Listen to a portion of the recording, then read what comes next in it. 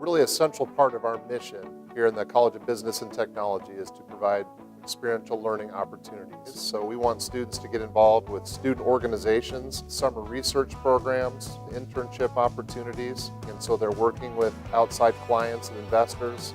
It takes them beyond the classroom, kind of learning by doing. You're not just learning theories, you're applying the skills that they're teaching you in a more meaningful way. It's kind of nerve-wracking at first because you're working with an actual client, putting yourself out there, but then when you're talking with the client, they can see everything that you have to offer, and then that kind of builds your confidence. I know specifically at my internship, I really grew as a person, academically, career-wise, but my personal growth is something that I can't even explain. It's hard to put into words for me. Through that internship and through that mentorship, that's how I realized this is what I really wanted to do and that I was in the right field. You are getting to apply the skills that you have in the jobs that you have after, so you kind of have a leg up. So it's kind of empowering in that way. We want to make sure we're preparing students for successful professional careers.